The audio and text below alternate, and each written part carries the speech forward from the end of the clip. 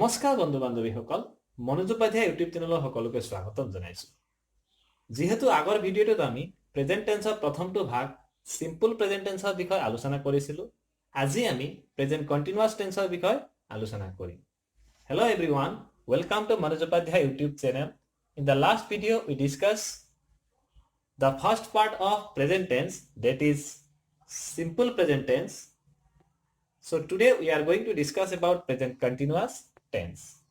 The present continuous tense, which is also called present progressive, is a verb tense which is used to show that an ongoing action is happening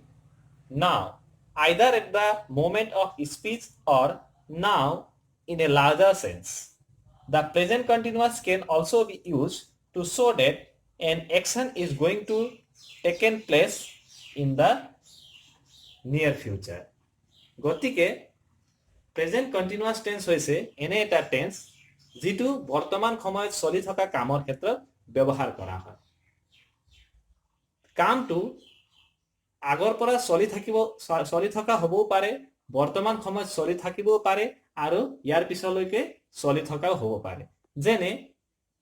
Ram is studying in class 10 ৰামে দশম শ্ৰেণীত পঢ়ি আছে তাৰ মানে ৰামে যেতিয়া কথাটো কৈ থকা হৈছিল সেই সময়তো পঢ়ি আছে তাৰ আগতো পঢ়ি আছিল আৰু পিছলৈ পঢ়ি থাকিব তাৰ মানে ৰামে ক্লাছ 10 পাছ নকৰালৈকে পঢ়ি থাকিব এনে ধৰণৰ কামবোৰ বুজাবৰ কাৰণে প্ৰেজেন্ট কন্টিনিউয়াছ টেন্স ব্যৱহাৰ কৰা হয় আৰু ভৱিষ্যতে হ'বলগীয়া কিছুমান কামৰ ক্ষেত্ৰতো প্ৰেজেন্ট কন্টিনিউয়াছ টেন্স ব্যৱহাৰ কৰা হয় তেন্তে বলক আমি আৰম্ভ কৰো যে প্ৰেজেন্ট কন্টিনিউয়াছ টেন্সৰ বাক্য এটা গঠন কৰোতে সেন্টেন্স স্ট্ৰাকচাৰ বা তাৰ ফৰ্মটো কেনেকুৱা ধৰণৰ হ'ব পাৰে সো লেটস ষ্টাৰ্ট বন্ধু বান্ধৱীসকল এই ভিডিঅ'বোৰ ক্লাছ 8 9 আৰু 10 ৰ ছাত্ৰ-ছাত্ৰীসকলক ইংলিছ গ্ৰামাৰৰ বিষয় কিছু ধাৰণা দিবৰ কাৰণে প্ৰস্তুত কৰা হৈছে গতিকে যদি আপোনালোকে ভিডিঅ'টো চাই কিবা লাভ হৈছে বুলি ভাবে কিবা বুজিব পাৰিছে বা ভিডিঅ'টো ভাল পাইছে তেন্তে লাইক কৰিব নিজৰ বন্ধু বান্ধৱীৰ সৈতে শেয়াৰ কৰিব আৰু চেনেলটো সাবস্ক্ৰাইব কৰিবলৈ নাপাহৰিব আৰু যদি আপোনালোকৰ কিবা ক'বলগীয়া থাকে তেন্তে কমেন্ট কৰি জনাব তেন্তে ছাত্ৰ-ছাত্ৰীসকল বলক প্ৰেজেন্ট কন্টিনিউয়াছ টেন্সৰ বিষয়ে আলোচনা কৰোঁ let's discuss about present continuous tense present continuous tenseৰ বাক্য এটা গঠন কৰোতে তাৰ ফৰ্ম কেনেকুৱা হ'ব তাৰ ষ্ট্ৰাকচাৰ কেনে হ'ব গঠন কেনেকুৱা হ'ব তাৰ বিষয়ে প্ৰথমতে আমি আলোচনা কৰি লওঁ subject plus am is are plus verb plus ING plus object or rest in the sentence present continuous টেন্সৰ বাক্য এটা গঠন কৰোতে প্ৰথমতে সাবজেক্ট আহিব তাৰ পিছত বি ভাৰ্ব আহিব am is are plus verb সদায় প্ৰেজেন্ট টেন্সত থাকিব প্লাস আইএনজি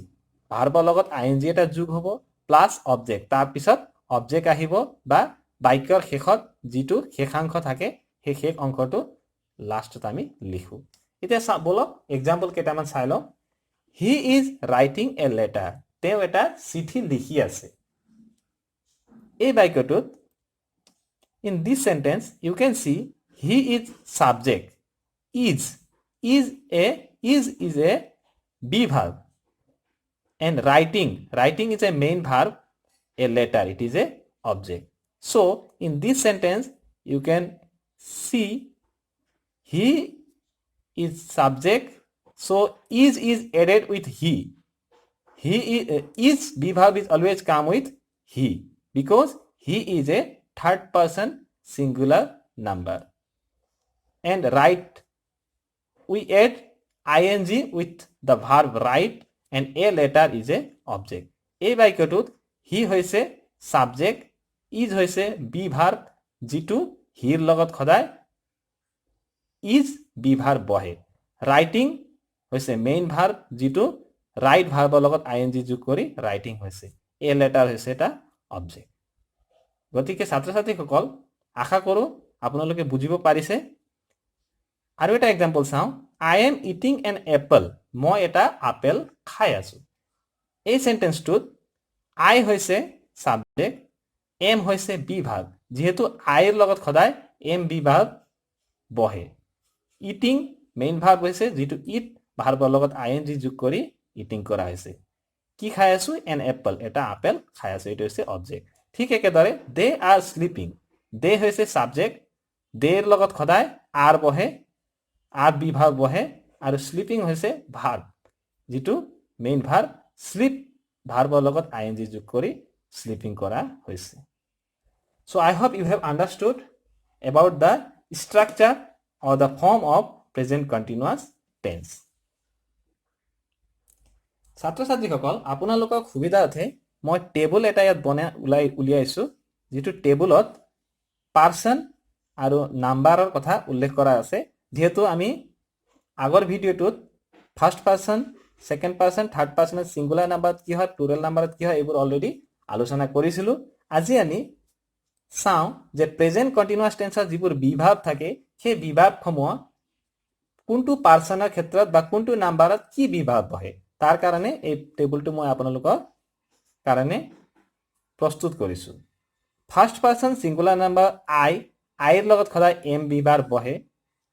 প্লুৰেল নাম্বাৰত উইৰ লগত সদায় আৰ বিভাগ বহে। মনত ৰাখিব।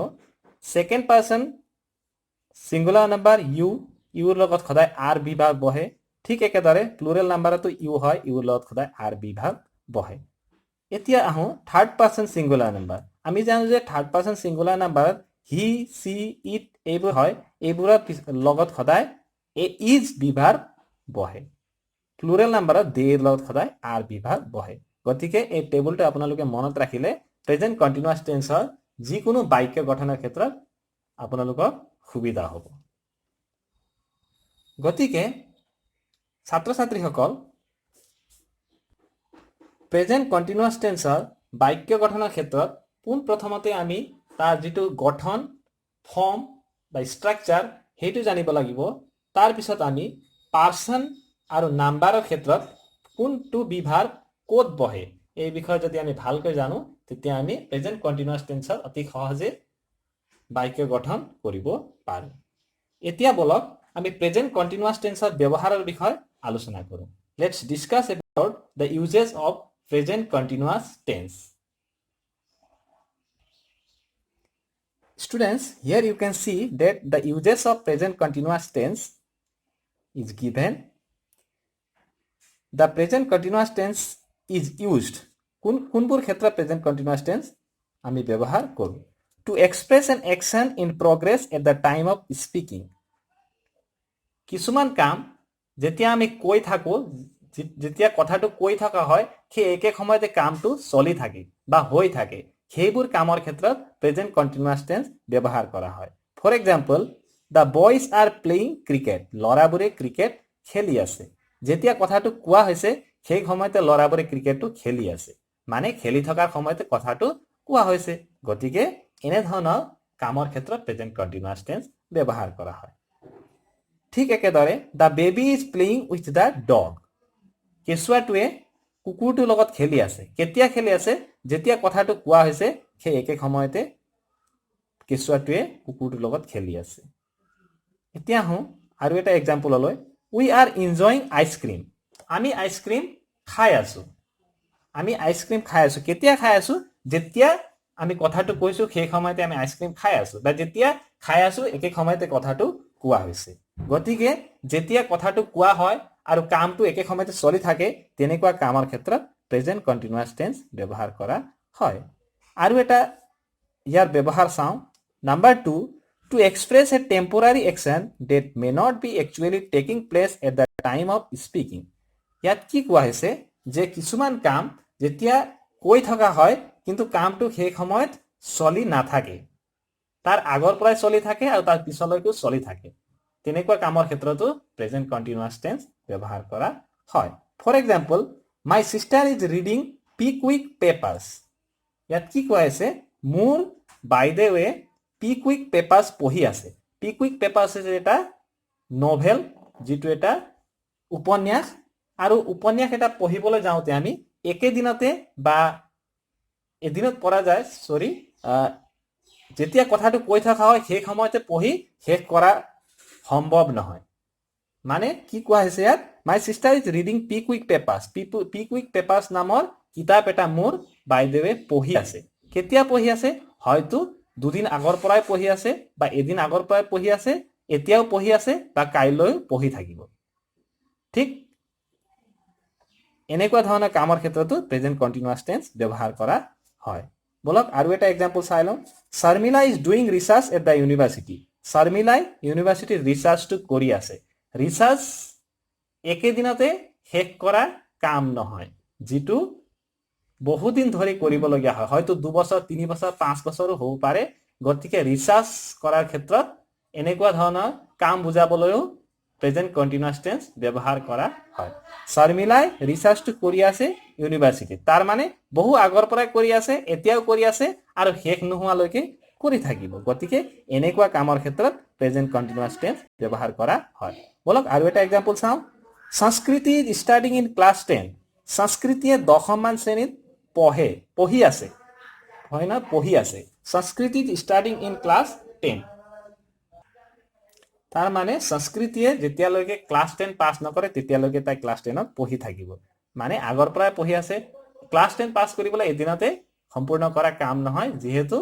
এইটো এবছৰ পঢ়িব লাগে গতিকে সংস্কৃতি ইজ ষ্টাডিং ইন ক্লাছ 10 এইটো এটা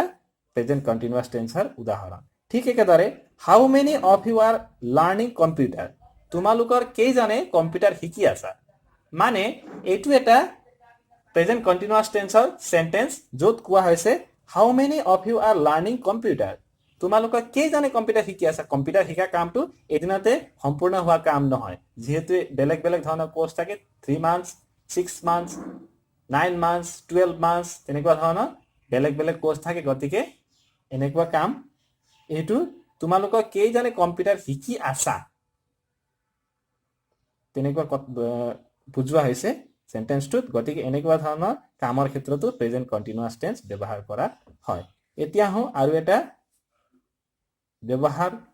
প্ৰেজেন্ট কন্টিনিউয়াছ টেন্সৰ ব্যৱহাৰলৈ to express one's immediate plans কিছুমান নিয়াৰ ফিউচাৰ ভৱিষ্যতে হ'বলগীয়া কামৰ ক্ষেত্ৰত বা ইমিডিয়েট প্লানস যেটো আমি কিছুমান প্লানস লওঁ যে ভৱিষ্যতে কৰিবলগীয়া কামৰ ক্ষেত্ৰত যেটো আমি কৰোৱে সাৰ্টেনিটি থাকে তেনেকুৱা কামৰ ক্ষেত্ৰতো প্ৰেজেন্ট কন্টিনিউয়াছ টেন্স ব্যৱহাৰ কৰা হয় for example I am leaving for England tonight আজি ৰাতি মই ইংলেণ্ডলৈ যাত্ৰা কৰিম বা ইংলেণ্ডৰ কাৰণে উলাম এনেকুৱা ধৰণৰ সেন্টেন্সৰ ক্ষেত্ৰতো প্ৰেজেন্ট কন্টিনিউয়াছ টেন্স ব্যৱহাৰ কৰা হয় ইয়াত কি কৈছে I am leaving for England tonight মানে আজি ৰাতি হ'বলৈ বেছি সময় নালাগে গতিকে I am leaving for England tonight আজি ৰাতি মই যামেই উলামেই itu immediate plans next my uncle is arriving tomorrow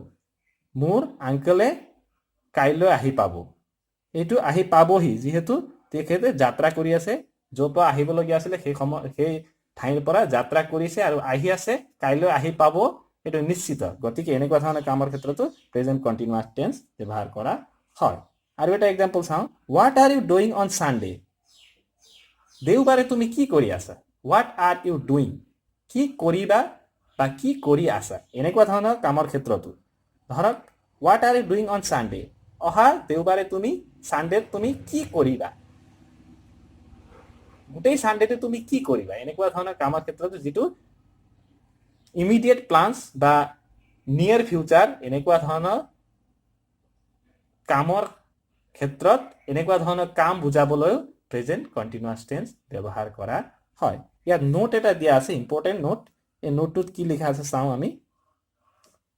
verbs like possess own contain belong to consist of see hear smell notice recognize think believe agree suppose consider imagine forget remember trust renew understand mind mean love hate wish want feel look etc are not generally used in continuous tense ইয়াত কিছুমান verb দিয়া আছে যিবোৰ verb continuous ফৰ্মত use কৰা নহয় এইবোৰ verb কেতিয়াও কন্টিনিউয়াস টেন্সত ব্যৱহাৰ কৰা নহয় বুলি কৈছে ধৰক ইয়াত যিবোৰ ভাৰ্ব আছে এইবোৰৰ লগত কেতিয়াও আইএনজি যোগ নহয় বা কণ্টিনিউয়াছ ফৰ্মত ব্যৱহাৰ কৰা নহয়। অধিক জানিবলৈ আপোনালোকে ইংলিছ গ্ৰামাৰ কিতাপত চাব পাৰে এইবোৰৰ বিষয়, এই ভাৰ্বৰ বিষয়, আৰু আমি পিছলৈ আলোচনা কৰিম। গতিকে ছাত্ৰ ছাত্ৰীসকল, যদি আপোনালোকে ভাল লাগিছে ভিডিঅ'টো চাই, তেন্তে লাইক নিশ্চয় কৰিব আৰু চেনেলটো ছাবস্ক্ৰাইব কৰিব, লগতে বন্ধু বান্ধৱীৰ সৈতে শ্বেয়াৰ কৰিব। পৰৱৰ্তী ভিডিঅ'ত আমি প্ৰেজেণ্ট পাৰফেক্ট টেন্সৰ বিষয়ে আলোচনা কৰিম। থ্যাংক ইউ সো মাচ।